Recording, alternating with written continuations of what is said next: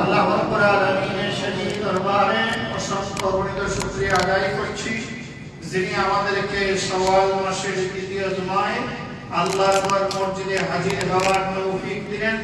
কালিমাতুশ শুকরিয়া আদায় করছি আলহামদুলিল্লাহ। এই মাসের গুরুত্বপূর্ণ আমলের মধ্যে একটি আমল হলো 6 রোজা রাখা। রাসূলুল্লাহ সাল্লাল্লাহু আলাইহি ওয়াসাল্লাম বলেছেন, মান সামা রমাদানা সুম্মা আতবাহু সিত্তাতুন মিন শাওয়াল কানা কাসিয়ামুত দাহর। আল্লাহর হাবিব বলেছেন, যারা রমাদানের পরে শাওয়াল মাসের 6টি রোজা রাখবে তাদের আমলনামায় 1 বছরের রোজা রাখার সওয়াব আল্লাহ পাক দান করবেন। এজন্য আমরা যারা এই রোজা রেখেছি তো আলহামদুলিল্লাহ, এরপরে সোমবার বৃহস্পতিবার আইয়ামে বীজের চাঁদের 13, 14, 15 তারিখের রোজা রাখবো। আর যারা রাখি নাই ইনশাআল্লাহ রাখা শুরু করব। আজকে আমি যেই মুহূর্তে আপনাদের সামনে দাঁড়িয়ে কথা বলছি, এই মুহূর্তে পৃথিবীতে মুসলমানের সংখ্যা যত, এত সংখ্যক মুসলমান পৃথিবীতে কখনো একসঙ্গে ছিল না। বর্তমান পৃথিবীতে 200 কোটির উপরে মুসলমানের সংখ্যা, আর ইহুদিদের সংখ্যা হলো মাত্র 80 লক্ষ। তাহলে মুসলমানের সংখ্যা হলো কত? 200 কোটির উপরে, আর ইহুদিদের সংখ্যা হলো 80 লক্ষ। তাহলে 80 লক্ষ বেশি না 200 কোটি বেশি? 200 কোটি বেশি। কিন্তু পৃথিবীর মধ্যে বর্তমানে মুসলমানেরা যে দুর্দিনের অবস্থান করতেছে, মুসলমানদের উপর দিয়ে যেভাবে হত্যাযজ্ঞ চলতেছে, পৃথিবীর বিভিন্ন জায়গায় ফিলিস্তিনের গাজা শহর এরকম হত্যাযজ্ঞ অতীত চলেছে কিনা আমার জানা নেই। এর কারণ কি আমাদের জানা দরকার, ঠিক না? আল্লাহ রাব্বুল আলামিন কোরআনুল কারীমে স্পষ্ট করে বলেছেন, ওয়াজকুরু ইযা আনতুম কালীলুন মুস্তাদাফিনা ফিল আরদ তাখাফুনা আন ইয়াতাখাত্তাফাকুম নাস فآواكم وأيدكم بنصره وما رزقكم من الطيبات لعلكم تشكرون। আল্লাহ বলতেছেন, স্মরণ করো সেই সময়ের কথা, কালীলুন মুস্তাদাফিনা ফিল আরদ, তোমাদের সংখ্যা এত নগণ্য ছিল, তোমরা ছিলে পৃথিবীর মধ্যে সবচেয়ে দুর্বল, এবং তোমরা আশঙ্কা করতে মানুষেরা তোমাদেরকে ধরে নিয়ে যাবে, মানুষেরা তোমাদেরকে পৃথিবীর মধ্যে নিষ্পেষিত নির্যাতিত করে শেষ করে দিবে, এই ভয়ে তোমরা আশঙ্কিত ছিলে। কিন্তু আল্লাহ রাব্বুল আলামিন তার একান্ত অনুগ্রহে তোমাদেরকে সহযোগিতা করলেন, যার কারণে পৃথিবীর মধ্যে তোমরা ছিলে সবচেয়ে শক্তিশালী। যদি উদাহরণ হিসাবে বলি, মুহাম্মদ রাসূলুল্লাহ সাল্লাল্লাহু আলাইহি ওয়াসাল্লাম মক্কা মুকাররমায় কোটি সংখ্যক মুসলমান নিয়ে 10টি বছর অতিবাহিত করেছে, এবং জানেন মক্কাতে এত নির্যাতন হয়েছে যে মক্কাতে আল্লাহ রাসূলের উপরে নির্যাতনের কারণে আল্লাহ রাসূল সহ সাহাবায়ে কেরাম বিভিন্ন দেশে, মদিনা সহ বিভিন্ন জায়গায় তারা হিজরত করেছে। এরপর মদিনায় যখন গেলেন, প্রথম যখন আদমশুমারি করা হলো, মুসলমানদের সংখ্যা হলো 1,500। কয় হাজার? 1,500।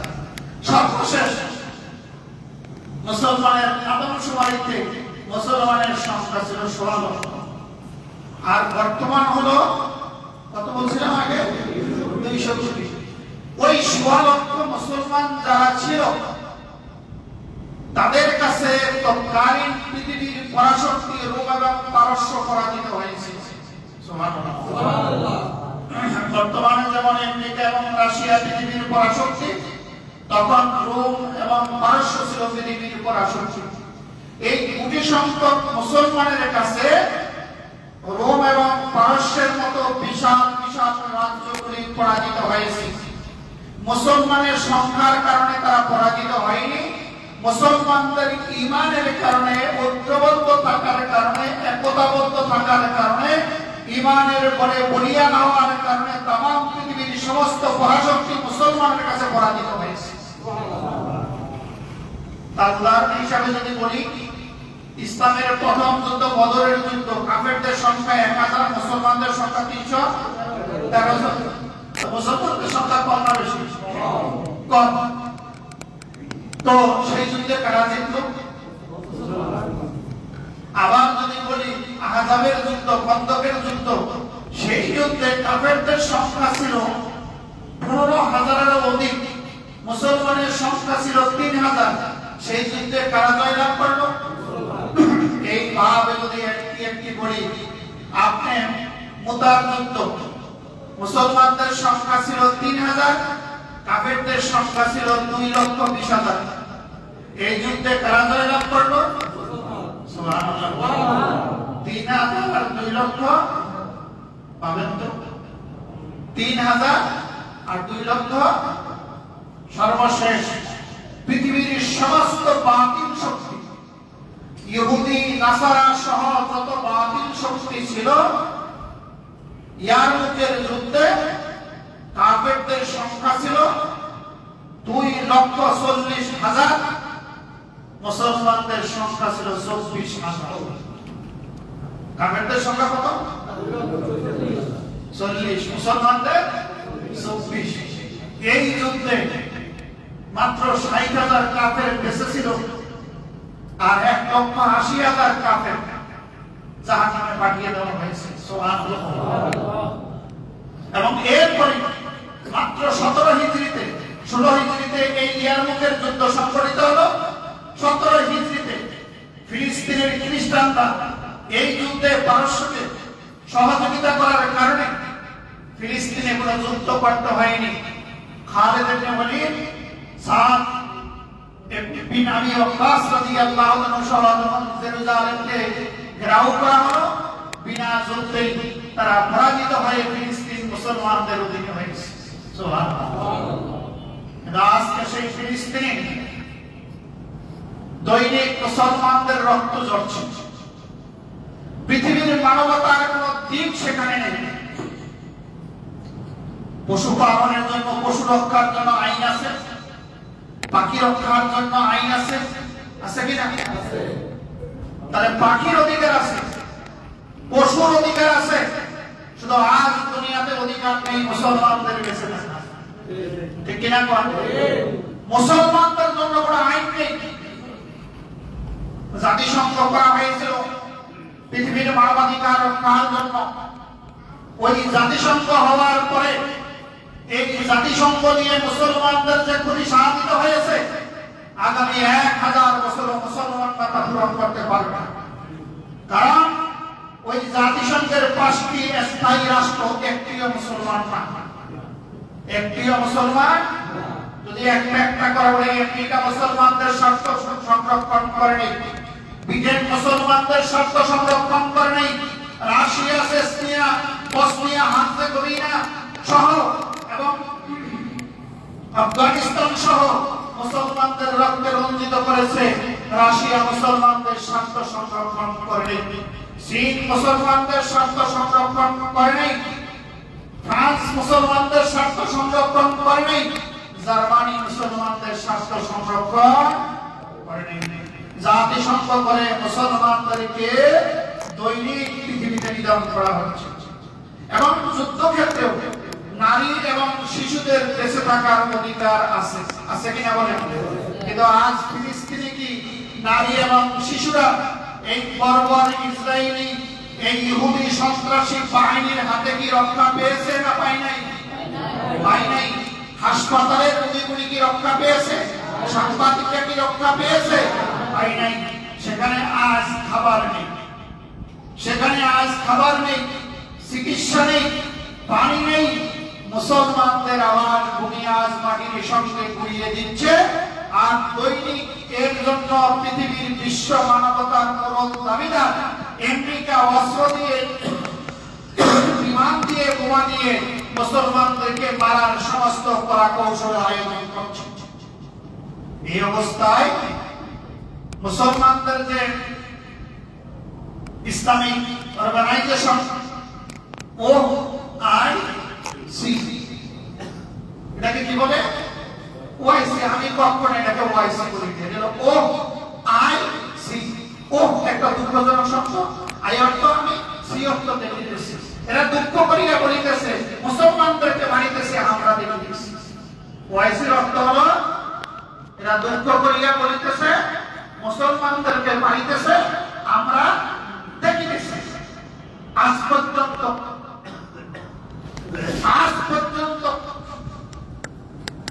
OIC একটি বিবৃতি দেখেছেন? এই 57টি মুসলিম রাষ্ট্রের একটি এই প্রতিবাদের সম্মেলন দেখেছেন? দেখেন। আবার একটা একটা করে যদি বলি, আপনারা অনেকে এখান থেকে যাওয়ার পরে আমার বিরুদ্ধে সমালোচনা করবেন, অনলাইনে যারা শুনতেছেন তারাও আমার বিরুদ্ধে সমালোচনা করবেন, কিন্তু মসজিদে দাঁড়িয়ে একটি অসত্য কথা বলবো না, তামাম পৃথিবী তার সাক্ষী। আচ্ছা বলেন, এই ফিলিস্তিনি মুসলমানদেরকে যে হত্যা করা হচ্ছে, আমেরিকাতে তার বিরুদ্ধে মিছিল হয়েছে, হয়েছে কি? আমরা হুমা করি। ইসরায়েলে স্বয়ং ইহুদি রাষ্ট্রে ইসরায়েলে এই হামলার বিরুদ্ধে মিছিল হচ্ছে, বাংলাদেশে তো হয়নি।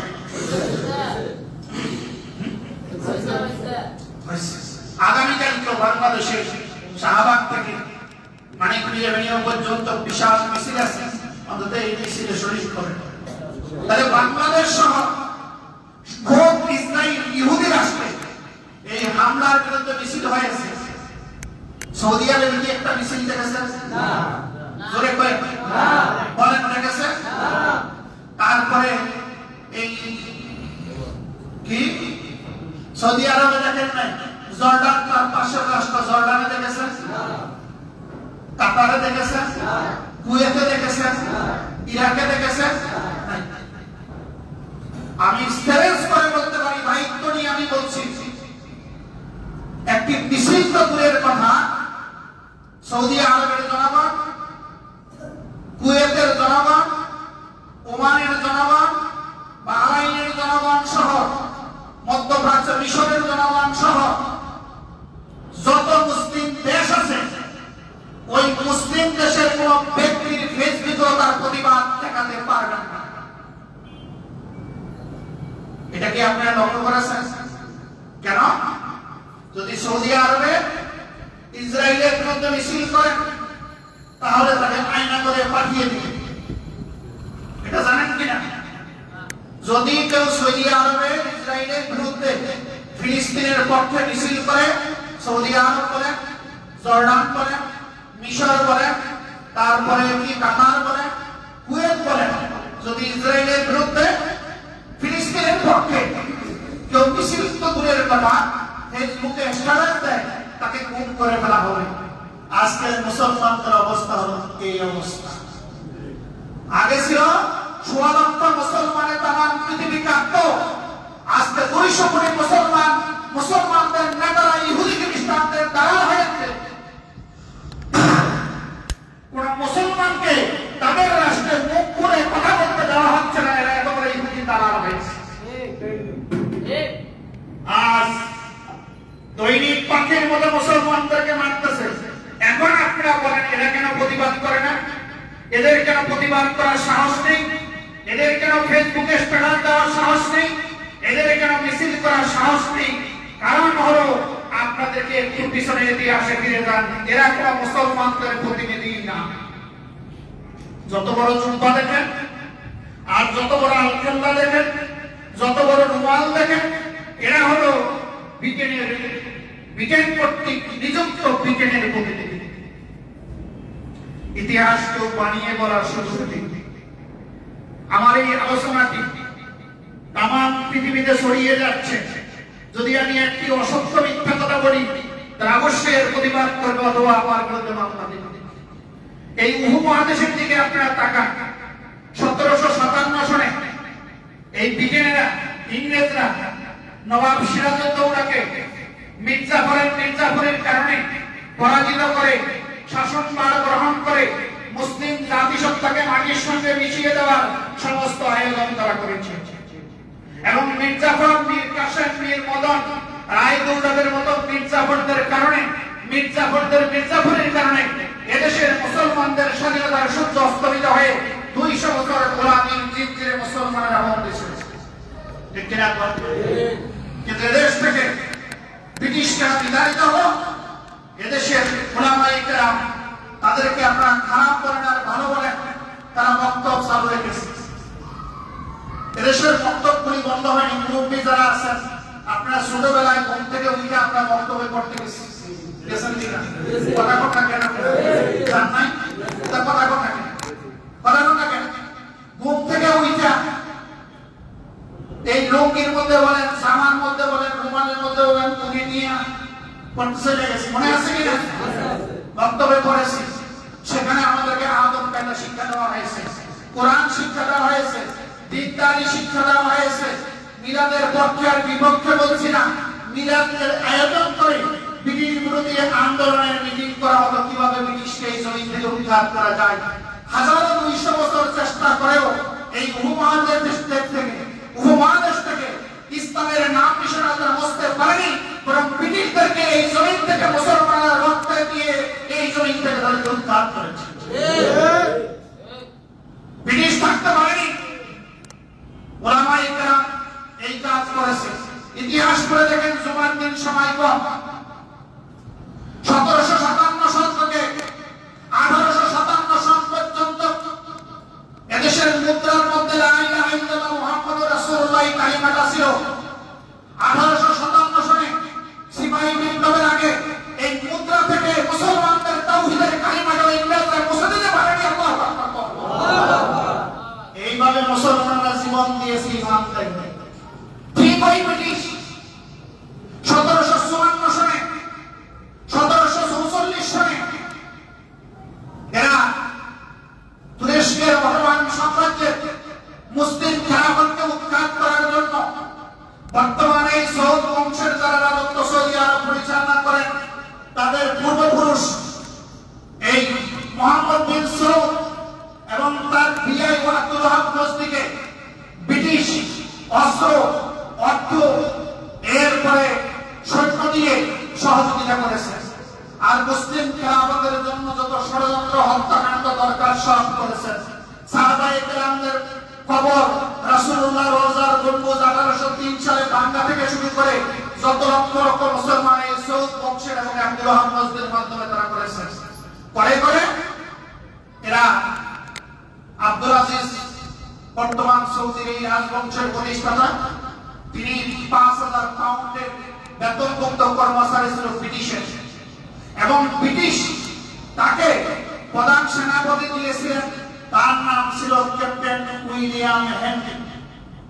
এই ব্রিটিশ ক্যাপ্টেনের সহযোগিতায় আব্দুল আজিজ মুসলিম অটোমান সাম্রাজ্যের খেলাফতের বিরুদ্ধে ষড়যন্ত্র শুরু করলেন। যুদ্ধ করে করে করে করে খেলাফতকে দুর্বল করলেন।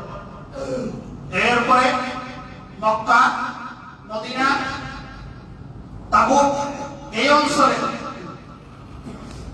অটোমান সাম্রাজ্যের যিনি খলিফা ছিলেন, তার নাম ছিল হুসাইন বিন আলী। হুসাইন বিন আলী, এই যে বর্তমান সৌদি আরব মক্কাতে ওয়াশ টাওয়ার দেখতেছেন, এই জায়গাটা ছিল ওই বাদশার বাড়ি। তিনি টি.এইচ. লরেন্স, অ্যারাবিয়ান মুভি 1962 সালে তৈরি হয়েছে, আপনারা দেখবেন। এই টি.এইচ. লরেন্স তিনি ব্রিটিশের মিশরে থাকতেন এবং গোটা আরব দেশের তিনি দায়িত্বে ছিলেন। এই মুসলিম শাসক খেলাফতের প্রতিনিধি হুসাইন বিন আলী এই উপমহাদেশের মির্জাফরের ভূমিকায় অবতীর্ণ হয়ে তার সঙ্গে ষড়যন্ত্র করে মুসলিম খেলাফত উৎখাতের কাছে তিনি জড়িয়ে পড়লেন। দ্বিতীয় বিশ্বযুদ্ধ হলো, আপনারা জানেন, তুরস্ক যখন জার্মানির পক্ষে ছিল, জার্মানির যখন পতন হলো, তখন তুরস্কে পৃথিবীর শ্রেষ্ঠ সেকুলার কামাল পাশাকে বসিয়েছিলেন। কামাল পাশাকে যখন বসিয়েছিলেন, তিনি মসজিদের মিনারগুলি উড়িয়েছেন, আযান বন্ধ করেছেন, মুসলমানদের কৃষ্টিকালচার সভ্যতা দুলাই দূষিত করেছেন। মসজিদের মিনারগুলিতে একদিন কুরআনে ফজরের মসজিদ থেকে আযান হচ্ছিল, আশহাদু আল্লা ইলাহা ইল্লাল্লাহ আশহাদু আন্না মুহাম্মাদুর রাসূলুল্লাহ সাল্লাল্লাহু আলাইহি ওয়াসাল্লাম। এই আযানের আওয়াজ শুনে আমার আদাতুল বললেন, এই মুহাম্মদ লোকটা এত খারাপ, নাউজুবিল্লাহ বলেন, যে আযানের মধ্যে তার নামটা ঢুকে গেছে। তিনি নির্দেশ দিলেন কামান দিয়ে উড়িয়ে দেওয়ার জন্য। আজ পর্যন্ত ওই তুরস্কের সেকুলার শক্তিরা ওখানে কেউ যদি দাঁড়িয়ে রাখতে পারে না, তুরস্কে কোনো কেউ দাঁড়িয়ে রাখতে, টুপি মাথায় দিতে, মুসলমানরা মেয়েরা মাথায় হেজাব দিতে পারে না। এইভাবে সেকুলার আইন করলেন। এই আইন থেকে ওই যে মির্জাফর হোসাইন বিন আলী তিনি দেখেন, হায় আমার ষড়যন্ত্রের কারণে 1300 বছরের খেলাফত উৎখাত হয়ে গেল। তিনি নিজকে খলিফা ঘোষণা করলেন ব্রিটিশের বিরুদ্ধে। এতদিন কিন্তু ব্রিটিশের দালাল ছিল, এখন তিনি ব্রিটিশের বিরুদ্ধে যখন খলিফা ঘোষণা করলেন, ব্রিটিশ বলল, বেটা তো সব রাজত্ব আমি শেষ করে দিয়েছি। তো এর মধ্যে হোসাইন বিন আলী ব্রিটিশের দালালি করার কারণে, মুসলিম খেলাফত উৎখাতের কারণে পুরস্কার হিসাবে তার এক ছেলে আব্দুল্লাহকে জর্ডানের বাদশা বানিয়েছে। এবং বর্তমানে যারা জর্ডান শাসন করে আব্দুল্লাহ পরিবারের, এরা হলো ওই হোসাইন বিন আলীর বংশধর। আরেক ছেলে ফয়সালকে ইরাকের এই বাদশা বানিয়ে দিলেন, যাকে হত্যা করে সাদ্দাম হোসেন ক্ষমতা নিয়েছিল, ফয়সালকে হত্যা করে। তো তাহলে কি হলো? এরপরে হোসাইন বিন আলীকে বলল, বেটা অটোমান সাম্রাজ্য দুনিয়া থেকে বিদায় করে দিলে তুই আবার খলিফা হয়েছ। বাদশা আব্দুল আজিজকে বললেন, তোমাকে নতুন করে অস্ত্র অর্থ সহযোগিতা করব, হামলা করে হোসাইন বিন আলীকে হত্যা করো, মক্কা আর মদিনা কাবুল তোমাকে বুঝিয়ে দিই। এই বাদশা আব্দুল আজিজ তিনি ব্রিটিশের অস্ত্র অর্থ সহযোগিতা মক্কা মদিনাতে হামলা করলেন। 3 দিন পর্যন্ত আযান ইকামত নামাজ বন্ধ রাখলেন। লক্ষ লক্ষ মুসলমানকে হত্যা করে, হোসাইন বিন আলীকে হত্যা করে তিনি মক্কা মদিনা তাবুক পুরা নিয়ে গেলেন। এই সৌদি আরবের নাম প্রথম ছিল দিরিয়া, এরপরে ছিল দিরিয়া আমিরাত, তারপরে ছিল আমিরাত দিরিয়া, তারপরে হয়েছে Kingdom of Hejaz. Mecca Medina 1927 সালে ব্রিটিশের সহযোগিতায়, ব্রিটিশের সঙ্গে চুক্তি করে যখন তিনি নিয়ে গেলেন, তখন এর নাম হলো কিংডম অফ সৌদি আরব। এবং তিনি খাদেমুল হারামাইন আশ-শরীফাইন উপাধি ধারণ করলেন। তাহলে সৌদি আরবের যারা শাসক তাদেরকে ব্রিটেন নিয়োগ করেছে, এবং সৌদি আরবের প্রতিরক্ষা ব্যবস্থা ব্রিটেনের হাতে, জর্ডানের প্রতিরক্ষা ব্যবস্থা ইসরায়েলের হাতে, জর্ডান তার সঙ্গে চুক্তি করেছে। এই উপমহাদেশের প্রথম কুয়েতের সারা পরিবার, এই মুবারক সারা প্রথম ব্রিটিশের সাথে চুক্তি করে তারা ক্ষমতায় আছে। তাহলে এই সবগুলি হলো ইহুদি নাসারাদের প্রতিনিধি, ঠিক কিনা বলেন? যার কারণে দৈনিক মুসলমান মারতেছে, এর কোনো প্রতিবাদ এইভাবে করে করে সর্বশেষ এই ফিলিস্তিন, জেরুজালেম, গাজা এইগুলি অটোমান সাম্রাজ্যের অধীনে ছিল। ব্রিটিশরা আনুষ্ঠানিকভাবে 1948 সনে এটা ইহুদিদেরকে বুঝিয়ে দিয়েছে। এখন যখন মুসলিম রাষ্ট্রগুলি মাথাছাড়া দিয়ে কথা বলে, তখন বলে তোদেরকে আমরা খলিফা নিযুক্ত করেছি, এখানে ইহুদিদেরকে আমরাই খলিফা নিযুক্ত করেছি, তো তোমরাও আমাদের খলিফা, এরও আমাদের খলিফা। এই ইহুদিরা তোরা হলি ভাই ভাই ভাই ভাই, ঠিক কিনা কর? তোরা হলি ভাই ভাই। এই ইমামলিপ্ত মুসলমানেরা যতই এর বিরোধিতা করে, কিন্তু ওই দেশের রাজাবংশরা মুসলমানদেরকে মুখ খুলে কথা বলতে থাকে। তার একটি নজির আমি নিজে সাক্ষী। 2023 সালে আমি জর্ডান সফর করেছি। জর্ডান সফরে পৃথিবীর 8ম আশ্চর্য পেট্রাস নগরী, আপনারা অনেকেই জানেন, সার্চ দেবেন।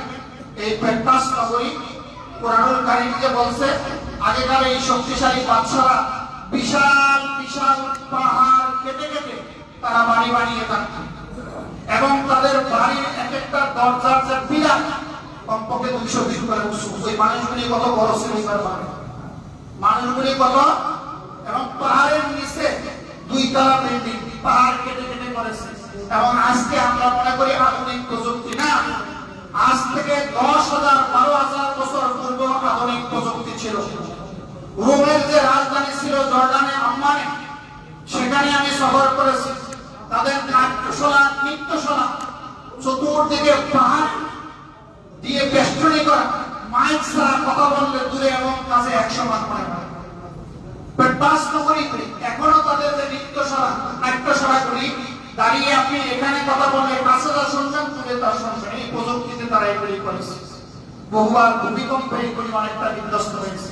সেই পেট্রাস নগরীতে আমরা গিয়া, এই পেট্রাস নগরী এটা দেখে আমরা আল্লাহু আকবার বলে চিৎকার দিয়েছি। জর্ডানের পুলিশ এসে আমাদেরকে গ্রেফতার করলো। কি অপরাধে? আমরা আল্লাহু আকবার বলে কেন চিৎকার দিলাম, এই অপরাধ। বলেন তো আল্লাহু আকবার বলা খারাপ না ভালো? কিন্তু জর্ডানে আল্লাহু আকবার চিৎকার দিয়া বড় অপরাধ। যারা আল্লাহর নাম নেওয়াটা অপরাধ মনে করে, জোরে আল্লাহর নাম নিলে তাদেরকে গ্রেফতার করে। এরা কি মুসলমান না ইহুদিদের দালাল? রাসূলুল্লাহ সাল্লাল্লাহু আলাইহি ওয়াসাল্লাম বলেছেন, আখরাজুল ইয়াহুদ ওয়ান নাসারা মিন জাজিরাতিল আরব, গোটা আরব ভূমি থেকে ইহুদিদেরকে বের করে দাও। আমরা আজকে ইহুদিদেরকে বন্ধু বানিয়েছি। কোরআনুল কারীম বলেছেন, আশাদ্দুন নাসি আদাওয়াতান লিল্লাযীনা আমানুল ইয়াহুদা ওয়াল্লাযীনা আশরাকু। ঈমানদারদের আত্মার দুশমন, জাত দুশমন, ঈমানের দুশমন পৃথিবীর মধ্যে সবচেয়ে ভয়ঙ্কর দুটি জাতি, একটা হলো ইহুদি আর একটা হলো মুশরিক। কয়টা? এক নম্বরে ইহুদি, দুই নম্বরে মুশরিক। এরা কখনো কোনোদিন কোন মুসলমানের বন্ধু হতে পারে না। এদের মতো সন্ত্রাসী জাতি পৃথিবীর মধ্যে হতে পারে না। আচ্ছা, আপনারা বলেন, আমরা সাধারণ মানুষ, আমাদের গুনাহ আছে, অপরাধ আছে, আছে কি না? নবীদের কি গুনাহ ছিল? ছিল না। নবীদের গুনাহ আছে, এই ধারণা করলে সে কি মুসলমান না কাফের? এই মাসুম, নিষ্পাপ, অসংখ্য অগণিত নবীকে এই ইহুদিরা হত্যা করেছে। এরা এত বড় সন্ত্রাস। জাকারিয়া আলাইহিস সালাম, ইয়াহইয়া আলাইহিস সালাম, এরকম অসংখ্য নবীকে ইহুদিরা হত্যা করেছে। তাহলে এরা হলো মুসলমানদের সবচেয়ে বড় দুশমন। আমরা আজকে বানিয়েছি তাদেরকে চরম বন্ধু। তাই ইহুদি যদি কারো বন্ধু হয়, ওই মুসলমান রাষ্ট্রের, মুসলমানদের ধ্বংস হইতে কি আর শত্রুর প্রয়োজন আছে? আবার দেখেন মুশরিক কারা? যারা মূর্তি পূজা করে। এই মুশরিকরা কি কোনকালে মুসলমানদের বন্ধু হতে পেরেছে? মুসলমানদের কল্যাণে কি কাজ করেছে? একটা একটা করে যদি দেখি, 750 বছর এই উপমহাদেশে মুসলমানরা শাসন করেছে। ইখতিয়ারউদ্দিন মুহাম্মদ বখতিয়ার খিলজি থেকে শুরু করে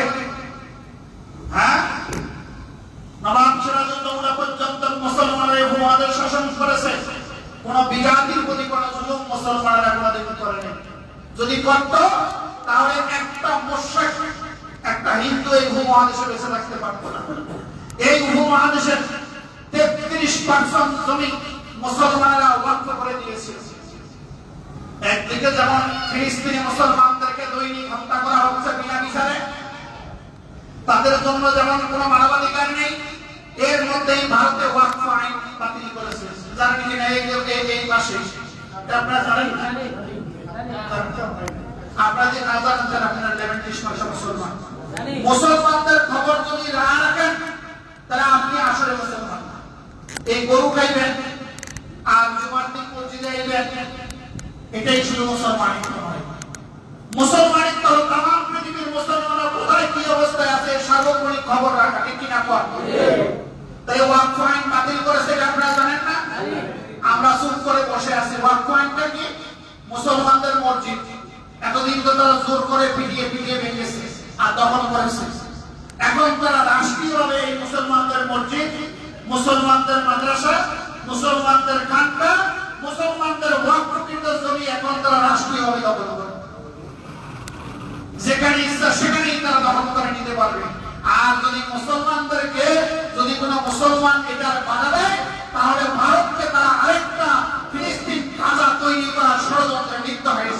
কর। তাহলে আল্লাহ কি বলেছেন? ইহুদি এবং নাসারারা, ইহুদি এবং মুশরিকরা মুসলমানদের ঈমানদারদের চরম দুশমন, আমরা তাদেরকে বন্ধু বানিয়েছি, ঠিক কিনা কর? তাহলে মুশরিক এবং ইহুদিরা যদি কারো বন্ধু হয় তাহলে আপনার দুশমনের প্রয়োজন হয় না। যার কারণে আজকে গোটা পৃথিবীর যতগুলি মুসলিম রাষ্ট্র আছে, গাজাতে যেভাবে মুসলমানদেরকে নিষ্পেষিত করা হচ্ছে, নির্যাতিত করা হচ্ছে, নিগৃহীত করা হচ্ছে, খাবার পানীয় বন্ধ করে মুসলমানদের বাড়িঘরে দৈনিক বোমা মেরে মেরে মাটির সঙ্গে গুড়িয়ে দিচ্ছে, এর প্রতিবাদ মুসলমানরা করতে পারতেছে না। কারণ সবগুলি ইল্লা মাশাআল্লাহ দুই একটা ছাড়া সবগুলি মুসলমান রাষ্ট্রনায়করা আজ ইহুদিদের এজেন্টশিপ নিয়ে বসে আছে। অথচ আল্লাহর কোরআন বলছে মুসলমানদের সংখ্যা ছিল খুব কম, তারা গোটা পৃথিবীর নেতৃত্ব দিয়েছে। আজ 200 কোটি মুসলমান গোটা পৃথিবীর মধ্যে নেতৃত্ব হারিয়েছে। এই জন্য আল্লামা ইকবাল রাহমাতুল্লাহ আলাইহি একটি কবিতা লিখেছিলেন, মুসলিম সে তো কবে মরে গেছে, ইসলাম আজ খেতাবে। ঠিক, ঈমান আকীদা সবই গেছে, মুসলিম আজ খেতাবে। অন্তরে তাদের বাসা বাঁধিয়েছে লাখ মানবের দল, মুশরিক আজ মুসলিম বেশে করিতেছে গোলাম। ঠিক কিনা কর? এই কবিতা কিন্তু আল্লামা ইকবাল বহু আগে লিখেছেন। মুসলিম সে তো কবেই মরে গেছে, ইসলাম আছে কেতাবে, কোরআন এবং সুন্নাহর মধ্যে ইসলাম আছে। যদি মুসলিম বেঁচে থাকতো, একটা সুলতান সালাউদ্দিন আইয়ুবী বেঁচে থাকতো, একটা তারেক বিন জিয়াদ বেঁচে থাকতো, একটা সাদ বিন আবি ওয়াক্কাস বেঁচে থাকতো, একটা খালিদ বিন ওয়ালিদ বেঁচে থাকতো, তাহলে तमाम পৃথিবীর ইহুদি সাম্রাজ্যবাদীকে চুরমার করে দিত, ঠিক কিনা? কিন্তু আজ মুসলমানদের একটা খালিদ বিন ওয়ালিদ নেই। পৃথিবীর শ্রেষ্ঠ সমর কৌশলী সমরবিদ, যার জীবনে 250টি যুদ্ধ করেছেন, পৃথিবীর পরাশক্তি তার দরবারে আঘাতে এই পতন হয়েছে। এবং যে ইয়ারমুকের যুদ্ধের কথা আমি শুরুতে বলেছিলাম, সেই ইয়ারমুকের যুদ্ধে খালিদ বিন ওয়ালিদকে হত্যা করার জন্য তখন পারস্যের সম্রাট 1,20,000 সৈন্য মোতায়েন করেছিল শুধু খালিদকে হত্যা করে দেওয়ার জন্য। খালিদ রাদিয়াল্লাহু তাআলা বললেন, আমাকে হত্যা করার জন্য 1,20,000 সৈন্য মোতায়েন করেছো, একটা দুনিয়াতে জিন্দা রাখবে না। এবং ওই ইয়ারমুকের যুদ্ধে এই পারস্য মুসলমানদেরকে মেরে খালের মধ্যে ফেলে দিবে, একটা বিশাল খাল খনন করেছিল। খালিদ বিন ওয়ালিদ রাদিয়াল্লাহু তাআলা ওই 1,20,000 কে হত্যা করে খালের মধ্যে ফেলে দিয়েছে, একটা জিন্দা রাখেন। আল্লাহু আকবার। তাহলে আসেন, মুসলিম শত কবেই মরে গেছে, ইসলাম আজ কেতাবে। ইসলাম আছে কিসে? কোরআন সুন্নাহর মধ্যে আছে।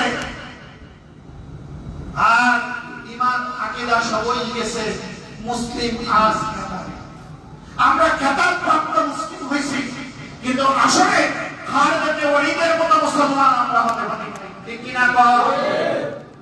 ইতিহাস মুসলিম যুবক তারেক বিন জিয়াদ মাত্র 12,000 সৈন্য নিয়ে যখন স্পেনে তিনি অভিযান পরিচালনা করলেন, তখন ইউরোপের স্পেন বাহিনী 1,20,000 স্পেন বাহিনী তাকে বাধা দিয়েছিল। আজকে যেটাকে জেনারেল টাইম পাহাড় বলা হয়, এটা হলো জামালুত তারিক। এই জামালুত তারিকে দাঁড়িয়ে মুসলিম যুবক, যিনি আল্লাহ রাসূলকে স্বপ্ন দেখে আল্লাহ রাসূলের স্বপ্নে নির্দেশ প্রাপ্ত হয়ে জামালুত তারিকে দাঁড়িয়ে বললেন, আইয়ুহাল ইখওয়ান আল বাহরু মিন ওয়ারাইকুম ওয়া লা আদু আমামাকুম ফাইনাল মাফার। সামনে পিছনে তোমাদের দরিয়া। তিনি ইউরোপে উঠেই সমস্ত রণতরীগুলি আগুন দিয়ে জ্বালিয়ে দিয়ে বলল, আর আরবে যাওয়ার সুযোগ নেই। মুসলিম সেনাপতি মুসলিম সৈনিকদেরকে বললেন, এখন সিদ্ধান্ত নাও, পিছনে তোমাদের দরিয়া, সামনে 1,20,000 ইউরোপ বাহিনী, তোমরা কি সিদ্ধান্ত নিতে পারো? মুসলিম সৈন্যরা বললেন, লড়াই করে সিদ্ধান্ত নেওয়া হবে। মাত্র কয়েক ঘন্টার লড়াইয়ে 1,20,000 20,000 এই ইউরোপ বাহিনী, স্পেন বাহিনী 12,000 মুসলমানের কাছে পরাজিত হলো। আল্লাহু আকবার। আজ খেতাবে আমরা মুসলিম হয়েছি, সত্যিকারের মুসলমান হতে আজকে এই পৃথিবীর মধ্যে দরকার একটি সুলতান সালাউদ্দিন আইয়ুবী, একটি তারেক বিন জিয়াদ, একজন খালিদ ইবনে ওয়ালিদ, একজন সাদ বিন আবি ওয়াক্কাস। এরকম একজন নেতা যদি আজ মুসলমানদের হতো, ইহুদিদের প্রভাব মুক্ত গোটা 80 লক্ষ ইহুদি 200 কোটি মুসলমানের সামনে যদি মুসলমানরা শুধু থুতু নিক্ষেপ করতো, ইহুদি আল্লাহর জমিন থেকে বঙ্গোপসাগরে বেঁচে যেত, আরব সাগরে বেঁচে যেত। কিন্তু আজ মুসলমানরা ঘুমিয়ে আছে কেন? অন্তরে তাদের বাসা দিয়েছে লান মানতের দল। মুশরিক আজ মুসলিম দেশে করিতেছে কোলাহল। এই মুশরিকের উত্তরসূরিরা, এই ইহুদি নাসারাদের দালালেরা আজ মুসলমানের দেশে এসে আমাদের কাছে মাঝে মাঝে বিবৃতি দিচ্ছে, আর দুই একটা ছোটখাটো কথা বলতেছে। আমরা মনে করতেছি অনেক কিছু করতেছে, আসলে কিছুই না। আসলেই তারা সবগুলি ইহুদিদের দালাল। তার একটি উদাহরণ দেখেন, মিশর হলো এই ফিলিস্তিনের একদম নিকটবর্তী রাষ্ট্র এবং মিশর দিয়ে এখানে খাদ্য সরবরাহ করা হয়, এটা আপনারা জানেন কিনা? আর জর্ডান হলো এই ফিলিস্তিনের সাথে বর্ডার। জর্ডান ফিলিস্তিনের সাথে বর্ডার। জর্ডানে তো কোনো কথাই বলা যায় না, তারা ইসরায়েলের সাথে চুক্তি করে নিয়েছে। আর মিশরে যখন এইগুলো রাষ্ট্রপ্রধান ইসলামী চেতনা নিয়ে জাগ্রত হয়, তখন দেখবেন আমেরিকা এবং ব্রিটেন তাকে এখান থেকে সরিয়ে দেওয়ার সমস্ত কৌশলের আয়োজন করে। এই বিষয়ে নির্বাচিত প্রেসিডেন্ট মসজিদ কথা আপনারা শোনেননি? মসজিদে কি অপরাধে বন্দী করা হয়েছে? মসজিদে কি অপরাধে হত্যা করা হয়েছে আপনারা জানেন না? একজন নির্বাচিত প্রেসিডেন্টকে যখন দেখেছে মসজিদ সিদ্ধান্ত নিয়েছে, পাকিস্তান সফর করেছে, রাশিয়া সফর করেছে, মসজিদ সিদ্ধান্ত নিয়েছে ইসরায়েলে যেমন এটম বোম আছে, আমার মিশরও এটম বোম লাগবে, এবং ইসরায়েলের যত সহযোগিতা আমার মিশর দিয়ে হয়, এটাকে এই রাস্তা তিনি বন্ধ করে দিয়েছিলেন। তাকে সরিয়ে দিয়ে এই আবুল ফাত্তাহ ইহুদিদের দালালটাকে বসিয়ে দেওয়া হলো। আজকে ইহুদির দালালের কি একটা কথা শুনেছেন আপনারা? শুনেছেন? নাই। আজ মুসলমানদেরকে ভাবতে হবে, মুসলমানদেরকে বুঝতে হবে, মুসলমানদেরকে তাদের জাত শত্রু চিনতে হবে। যদি মুসলমানরা যাদের জাত শত্রু না চিনে, তাহলে সব জায়গা থেকে এই ইহুদি এবং মুশরিকরা মুসলমানদেরকে উদ্ধার করবে। ঠিক কিনা? আমরা মনে করি চীন আমাকে সহযোগিতা করবে, অর্থনীতি ক্ষেত্রে, বাণিজ্য ক্ষেত্রে তারা আমাকে সহযোগিতা করবে, করতে পারে, ব্রিটেন করতে পারে, আমেরিকা করতে পারে, কিন্তু মুসলমানদের বিষয়ে চীন, রাশিয়া, ব্রিটেন, আমেরিকা কেউ আপনাদের সঙ্গে আপোষ করবে না। চীনের মধ্যে মুসলমানদের অবস্থা জানেন? আমি সেখানে সফর করেছি। চীনে অবাক এবং আশ্চর্য হওয়ার মতো, যিনি জুমার মসজিদে খুতবা দেন তার গায়ে টি-শার্ট, তার মুখে দাড়ি নেই, তার মাথায় টুপি নেই। মসজিদগুলিকে এরকম এক বাসার মধ্যে, বাড়ির মধ্যে একতলা মসজিদ রাখছে। শুক্রবারে মুসলমানরা এখানে কয়েকজন নামাজ পড়তে আসে। যে মসজিদের আয়োজন করছে সে আবার জুমাবারে খাবারের আয়োজন করে নিচ্ছে, প্রত্যেকের খাবারের প্যাকেট দেয়। এই খাবার খাওয়ার সৌভাগ্য আমার হয়েছে। ওখানে মসজিদে ঢুকলে আপনি একজন মুসলমান আছে এদের মধ্যে, বাহিরে দেখলে আপনি চিনতে পারবেন। এইভাবে মুসলমানদেরকে সেখানে শেষ করা হয়েছে। উরুগুয়ে মুসলমানদেরকে দৈনিক নিধন করা হচ্ছে, হত্যা করা হচ্ছে। শুধুমাত্র গুয়াংজুতে সাহাবী মসজিদ, সাদ বিন আবি ওয়াক্কাস রাদিয়াল্লাহু আনহু কবর, যেখানে অনেক সাহাবীদের কবর আছে, সেখানে বিশাল এক জামাত হয়, 20-25 হাজার লোক হয় প্রতি জুমায়। সেখানে গেলে আপনি কয়েকজন মুসলমান দেখতে পারবেন, বাকিদেরকে মুসলমানদের এই আলামত সহ দুনিয়াতে রাখবে। তারা আপনাকে অর্থনৈতিক ক্ষেত্রে, বাণিজ্যিক ক্ষেত্রে সহযোগিতা করবে, ধর্মীয় ক্ষেত্রে পৃথিবীর কেউ আপনাকে সহযোগিতা করবে না। এটা যতদিন আমরা না বুঝবো ততদিনই আমাদের পতন হবে। তো আসেন, মুসলমানরা হলো একটা দেহের মতো। মুসলমানরা কিসের মতো? যেই আপনার আপন ভাই কাফের, সে আপনার ভাই না। আপনার এক মায়ের পেটের সে কাফের, সে আপনার ভাই না। কিন্তু অনেক দূরে একজন ইমানদার, সে হলো আপনার ভাই। ঠিক কিনা বলেন? আল্লাহ হাবিব কি বলছেন? আল মুমিনুনা কাজাসাদিন ওয়াহিদ, ইমানদার হলো পুরো একটা দেহের মতো। ইস্তাকা আইনুহু ইস্তাকা কুল্লুহু, যখন এই দেহের চক্ষুতে ব্যথা হয় তখন গোটা দেহের মধ্যে ব্যথার অনুভূতি আসে। ঠিক কিনা বলেন? ইস্তাকা ওয়াসুহু ইস্তাকা কুল্লুহু, যখন এই দেহের মাথার মধ্যে ব্যথা হয় তখন সারা শরীরে ব্যথা হয়। যদি চোখের মধ্যে ব্যথা হয়, মাথার মধ্যে ব্যথা হয়, আর দেহের অন্য জায়গায় যদি এই ব্যথার অনুভূতি না লাগে, না থাকে, তাহলে বুঝতে হবে ওই দেহটা প্যারালাইজড হয়ে গেছে। ঠিক কিনা বলেন? এটা অবশ হয়ে গেছে। কাজার মুসলমানদের এই দুর্দিনে যেই মুসলমানদের অন্তরে ব্যথা জাগ্রত হয় না, প্রতিবাদ করার সাহস থাকে না, বুঝতে হবে এটা মুসলিম নামদারি মুনাফিক, ওটা সত্যিকারের মুসলিম মিল্লাত থেকে খারিজ হয়ে গেছে। আজকে আমাদের অবস্থা, আমরা এই দেশ থেকে প্রতিবাদ করি, মিছিল করি, এই ছাড়া কি আমাদের কিছু করার আছে? এখন আমাদের কিছু করার আছে।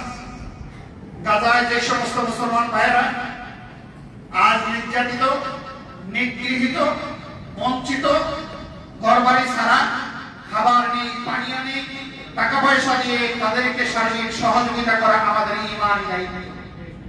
ঠিক কিনা? টাকা পয়সা দিয়ে সহযোগিতা করা আমাদের কিসের দায়িত্ব? ঈমানি দায়িত্ব। এই জন্য আমি আপনাদের মধ্যে আহ্বান জানাবো, আমাদের নিব্রাস ফাউন্ডেশন বাংলাদেশের মাধ্যমে একটি উদ্যোগ গ্রহণ করেছে যে ফিলিস্তিনের মুসলমানদের পাশে আমরা সার্বিক সহযোগিতার জন্য দাঁড়াবো। টাকা পয়সা দিয়ে ওখানে তাদেরকে খাদ্য সরবরাহ করা বা অন্যান্য চিকিৎসা করা, ঔষধ সরবরাহ করা, এই কাজটা আমরা উদ্যোগ নিয়েছি। আমি আপনাদেরকে বিনয়ের সঙ্গে বলবো, প্রয়োজনে এক বেলা না খেয়ে ওই গাজার মুসলমানদেরকে সহযোগিতা করা আমাদের জন্য ফরজ হয়ে গেছে। ঠিক কিনা? রমজান মাসের 2 বেলা খান নাই, মরে গেছে? মরে গেছে। তো এখন যদি 1 সপ্তাহ এক বেলা কম খান, ওই খাবার যদি ফিলিস্তিনের মুসলমানদেরকে দেই, তাহলে এটা আপনার আমার নাজাতের ওসিলা হয়ে যাবে। আল্লাহর হাবিব বলেছেন, মান ফারাজা কুরবাতান মুসলিমান ফারাজাহুল্লাহু ইয়াওমাল কিয়ামাহ, যদি কেউ কোনো মুসলমান ভাইয়ের দুঃখ কষ্টকে লাঘব করে দেয়, তাহলে কিয়ামতের ময়দানে আল্লাহ রাব্বুল আলামিন তার দুঃখ কষ্টকে লাঘব করে দিবেন। সুবহানাল্লাহ। তা আমাদের নৈতিক দায়িত্ব হলো ওই গাজার মুসলমানদের পাশে দাঁড়ানো আর মুসলমানদেরকে ঐক্যবদ্ধ থাকা।